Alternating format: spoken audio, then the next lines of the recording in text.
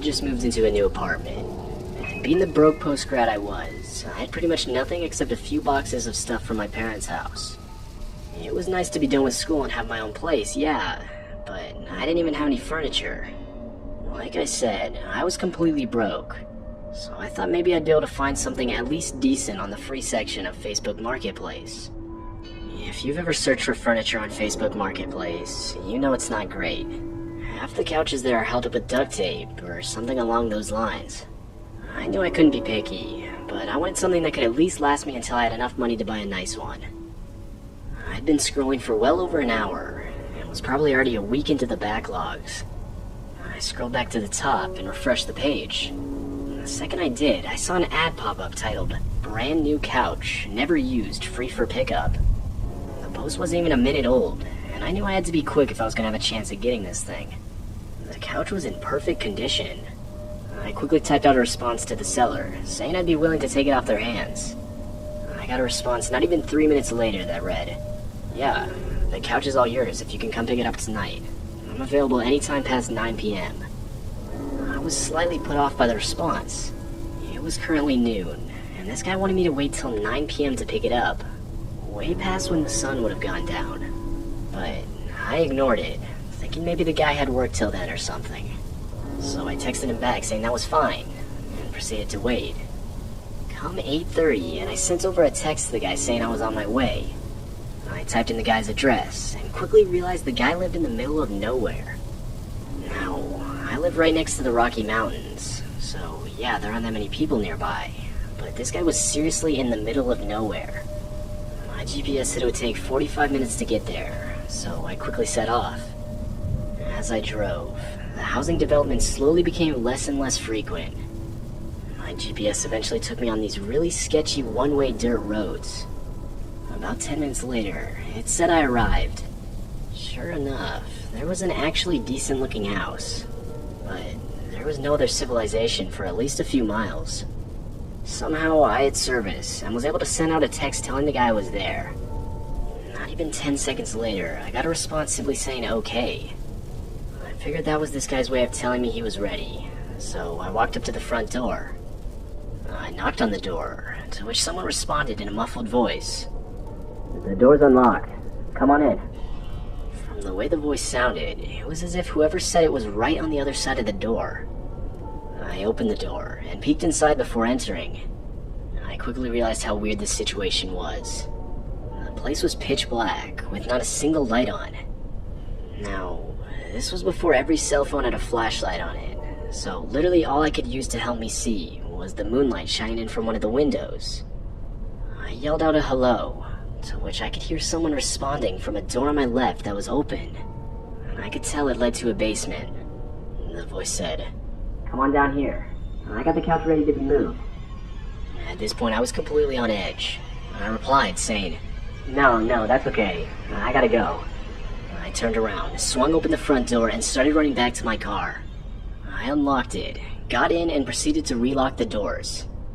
I gave one last glance at the house before leaving. No one had chased me, though through one of the windows I could see the dark outlines of 4 different men just looking out at my car. I booked it out of there at that point, and drove straight back to my apartment. When I got back, I checked my phone to see I had 3 new messages from the guy's number. The first one asked why I left, followed by one asking if I still wanted the couch. But the third one is what disturbs me most. It simply read, "You're lucky." This is by far the most disturbing experience of my life, and has caused me to never use Facebook Marketplace, or anything similar again. To this day, I'm convinced those guys in that house that night never had the intention to sell me a couch.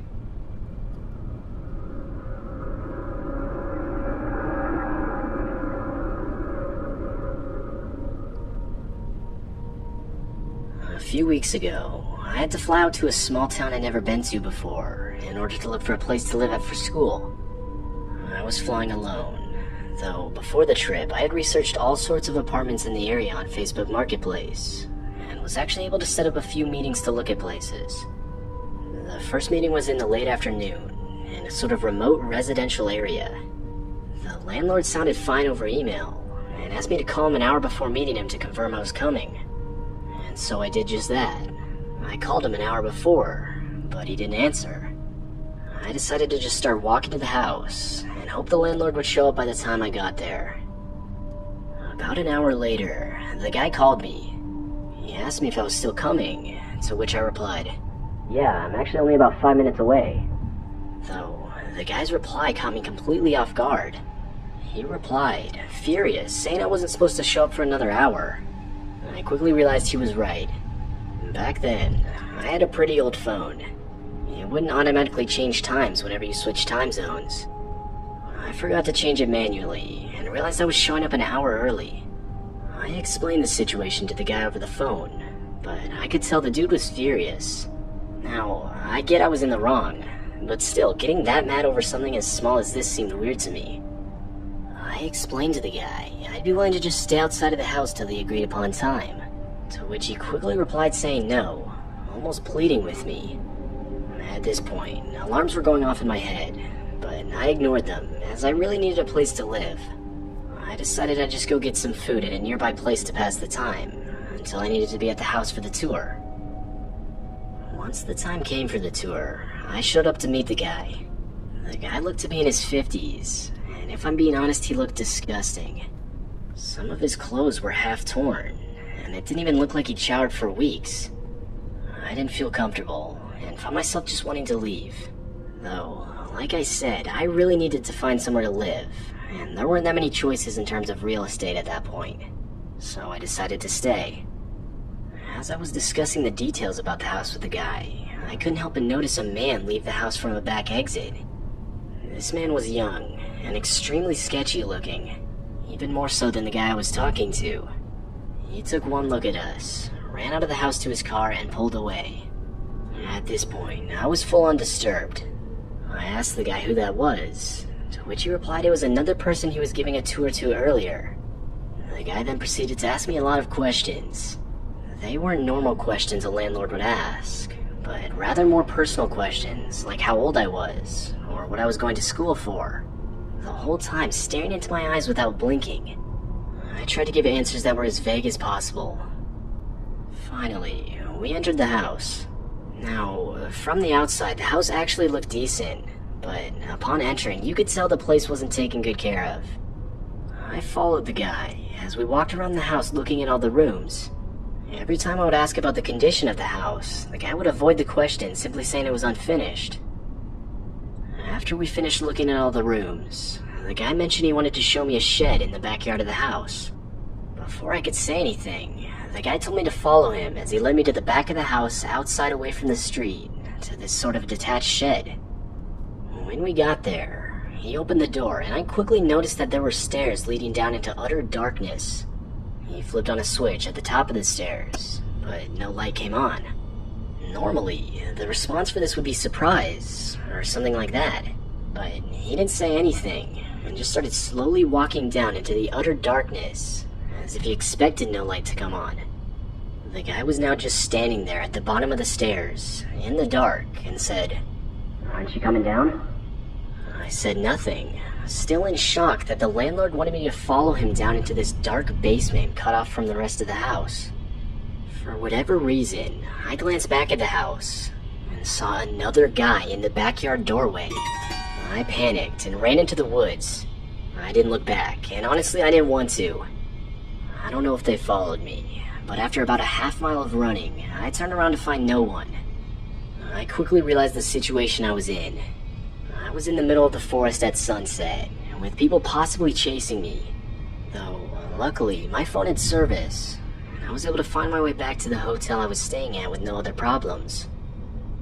As soon as I got back, I googled the house and did some more research on it. Apparently, the house had been abandoned for 3 years. I checked the status of the original Facebook Marketplace post I'd responded to, but of course, it was deleted. I debated whether or not to call the cops and report the situation, but decided against it, as I figured there wasn't much they could do. I can only imagine the guys I encountered that night were a group of homeless people, with some unknown intentions. Whatever the case, the whole situation was extremely disturbing.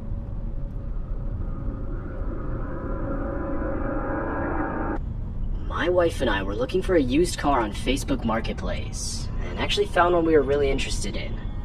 It was honestly a really good deal, and as soon as we saw it, we texted the seller saying we were interested.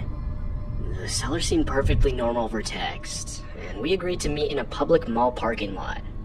He said he wouldn't be available until he got off work at 5, so we agreed to do the transaction at 5:30. Come 5:30, and we arrive at the mall telling the seller what car we were in, just to get a text saying he was running late. We weren't in any hurry, and we figured he'd only be like 30 minutes or so. We both agreed it'd be a good idea to go into the mall and get some food at the food court while we waited. A good 2 hours went by, both of us pretty impatient at this point. That's when we got a text saying the guy would be at the mall soon.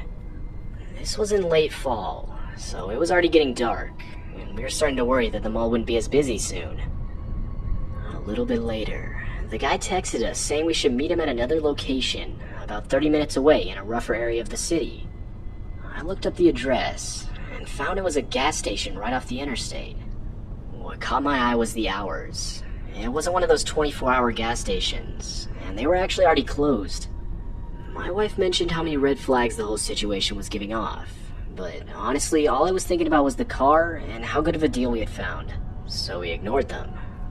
We sent over a text saying we'd be there in 30 minutes, and pulled out of the mall parking lot, making our way to the gas station. When we got there, we pulled into the parking lot, and quickly realized how dead the whole area was. There were only like a few vehicles parked. After about a minute, my wife pointed out the car, and sure enough there it was.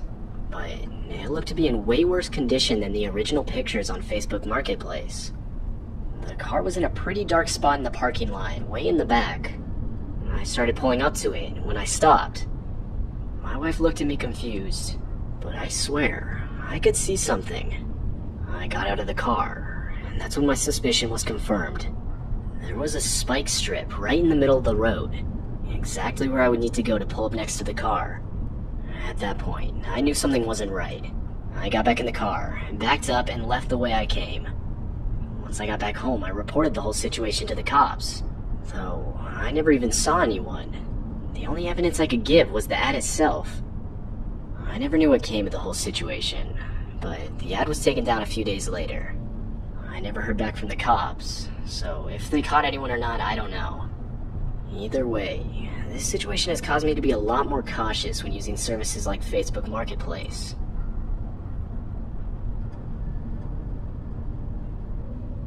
I bought a Nintendo Switch off a guy I met on Facebook Marketplace, and he acted so horribly after the fact that it almost put me off playing the thing entirely. It didn't really give off that nice guy vibe at first. Like it was only when I actually met him and bought the thing that he started getting weird. He kept trying to talk to me over WhatsApp, asked me how the Switch was, if I needed any help with it. Dumb, patronizing stuff like that. I politely declined at first, but it quickly gets to the point where I'm just leaving the guy on red and hoping that he'll get the message. He goes quiet for a bit, but then he starts the whole flirting routine again after about a week, and I have to kind of put my foot down and tell him that I'm not interested in him that way. Again, I kind of naively think he's going to just take it on the chin and move on, but nope. He starts off this big long message because all I can see is the little such and such a person is typing thing for about half an hour every time I go back to check the message thread. When the message comes through, it's this big tirade about how he'd been kind enough to give me a discount as it is. The least I could do was have some friendly chat with him. He actually accused me of flirting with him to drive the price down, too, something I categorically deny.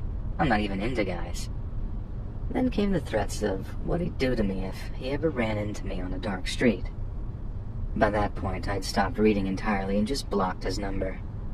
But he knew my name, and it's not like I can just go and change my name because of one psycho on social media. But still, I worry he'll make good on his threats one day. What knocked me sick was how he made it clear that he was bigger than me, stronger, and faster, and that no matter how much I tried, he'd easily overpower me. The fact that he rubbed that in my face is just unbelievably scummy. But what frightens me is that he's actually right. One of the creepiest things I'd ever heard in my life is the story of a woman who had her life ruined by Facebook Live, of all things. Of all the social media horror stories you hear, this is one that's affected me the most, without a shadow of a doubt. And you'll have to forgive me if I get any details wrong. I'm pretty sure this happened a while ago, and it's been years since I read anything about it. So, this couple have a horrendous divorce. This whole nightmarish maelstrom of pettiness and malice that turned them both into nasty, vengeful people. The way I heard it, the wife basically rinsed the husband for all he was worth, got custody of the kids, got a whole bunch of financial stuff on her side. She even took her ex-husband's dog. He tried all manner of messed up things to get revenge, but by far the most brutally effective thing he ever did to terrorize her involved an ad he posted on Facebook Marketplace. Basically, he pretends to be his ex-wife and posts a bunch of ads saying how she wants to make cuddle puddles with random guys and that she'll pay for it. Not exactly the wording used in the ads, obviously, but you get the idea. But the ex-wife doesn't hear about this. The first she heard of it was when dudes actually started turning up at her house. At first she just tells one or two of the guys to get out of there, obviously, and that they'd made a mistake, but it just keeps happening. Guys show up at her house, with every single one expecting something R-rated. The final straw came when a guy turned up at her house with a crowbar and actually tried to break in. Cops came, arrested the guy, and he actually shows the cops the advertisement the woman was supposed to have left on Facebook Marketplace. The angry ex-husband hadn't just posted one ad, he posted several, and each one was a step up in intensity. From what I read, the ads started out kinda seedy but relatively harmless, but then went on to include some seriously graphic stuff, along with her dress and contact details. Somehow the cops managed to prove it was the ex-husband posting the messages, and I'm pretty sure he got charged with some of those new revenge-type laws they introduced. It just scares the life out of me that someone can use the internet to do you harm like that. And most of us have big enough of an online presence to make that legitimately possible. That, and it's crazy how two people, who once loved each other enough to get married, can grow to hate each other so much that they'll do things to put each other's health in jeopardy. But I suppose that's just the world we live in.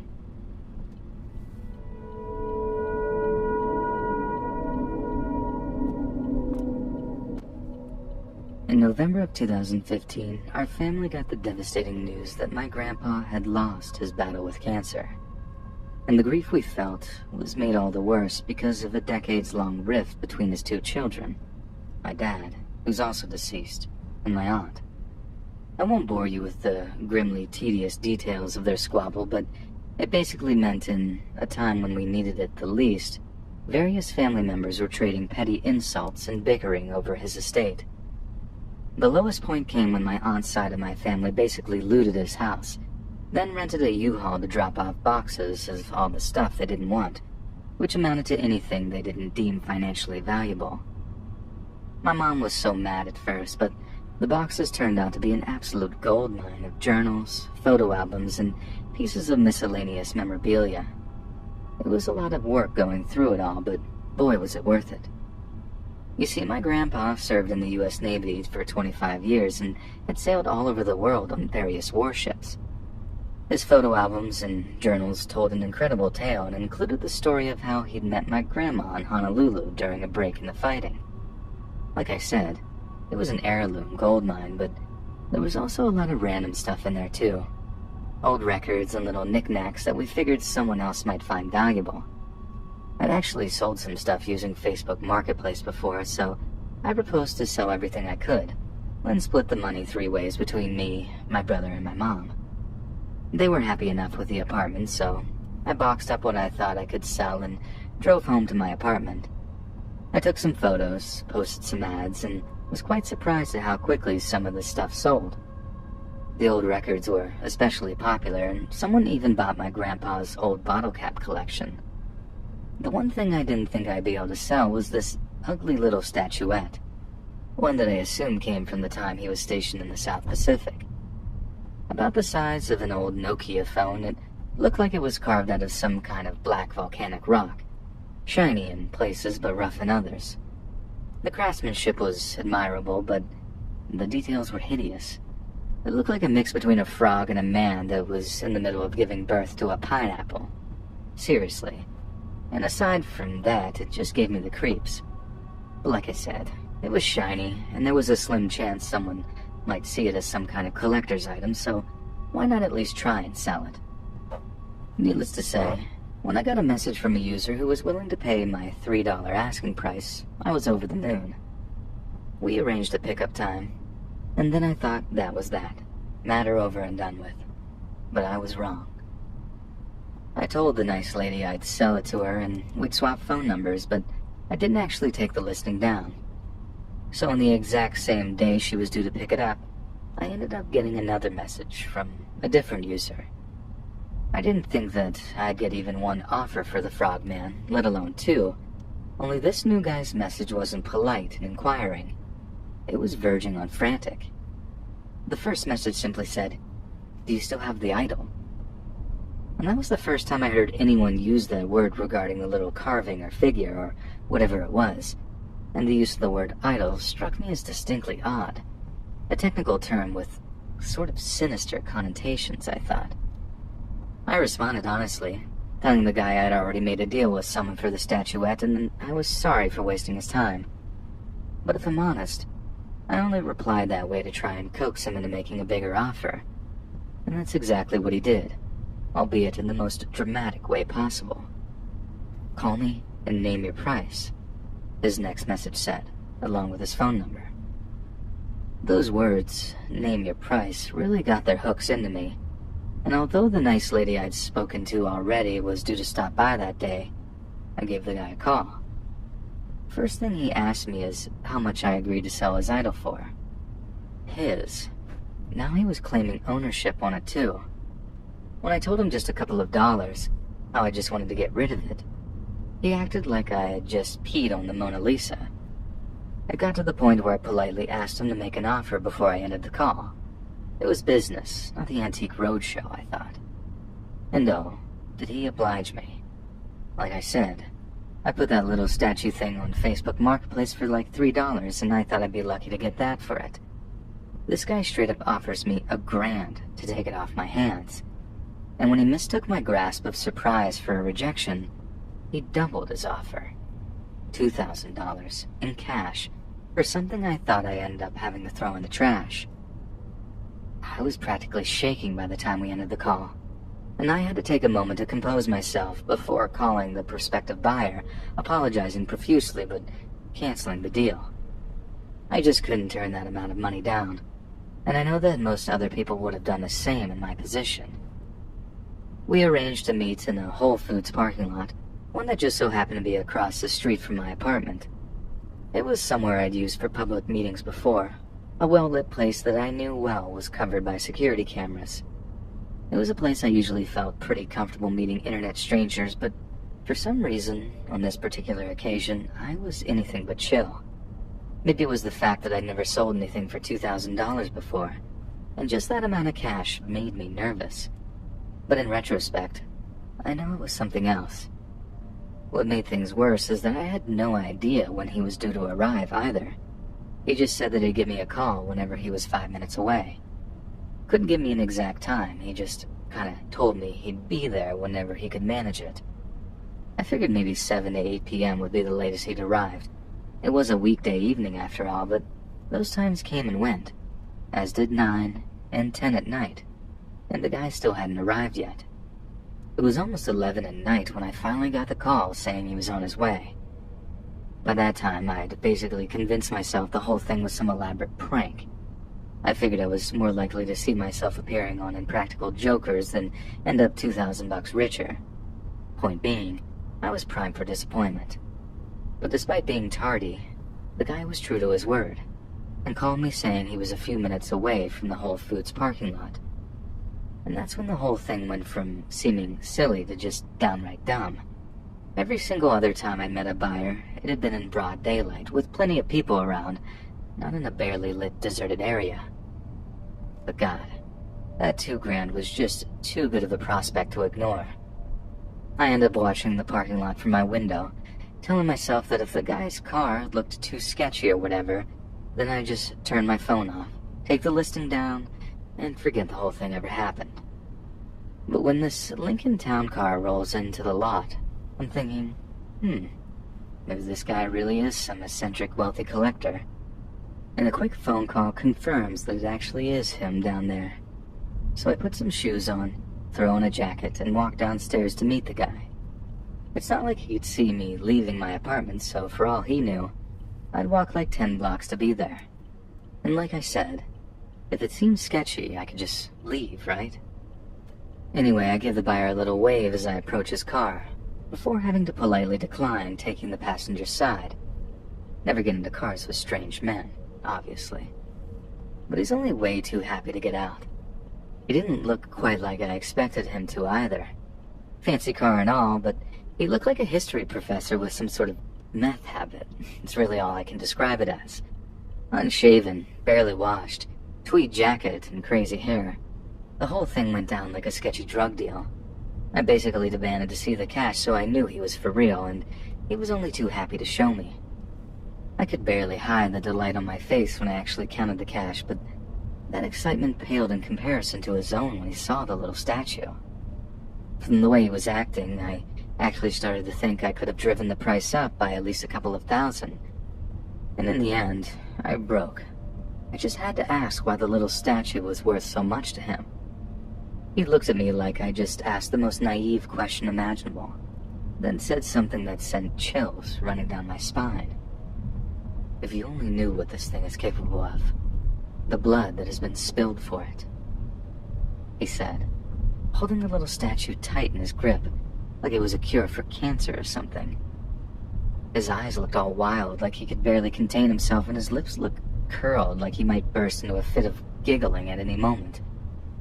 I told him I'd keep an eye out for more statues like it, that maybe my grandpa had more of them stashed away somewhere. And he just smiled, and told me it was the only one that existed, how no one would ever find or create another like it. And then just like that, before I had the chance to ask him anything else, he just gets back into his car and takes off. And that was the end of it. I didn't ever learn anything else about the little statue or the guy who bought it, and honestly, I don't think I want to know anything else. The encounter in that parking lot was one of the most unnerving things that's ever happened to me. I don't think that little statue has any sort of powers or anything, and I don't doubt it was some kind of rare native art piece, something to justify the crazy price tag, but the thing that actually scared me was how that guy seemed to feverishly believe in whatever perceived power the thing had.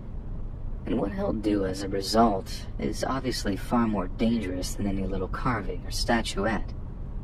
I just hope he doesn't do anything too crazy, like hurting other people or even himself, because then that $2,000 I made will be little more than blood money in my eyes, and I'll have played a part in something truly terrible. I just try not to think about it too much. It was a while ago now, and I didn't see anything about occult sacrifices in the paper or whatever. But every so often I think about that little black statuette, and how it made me feel when I looked at it. And I wonder if there wasn't something more going on beneath the surface.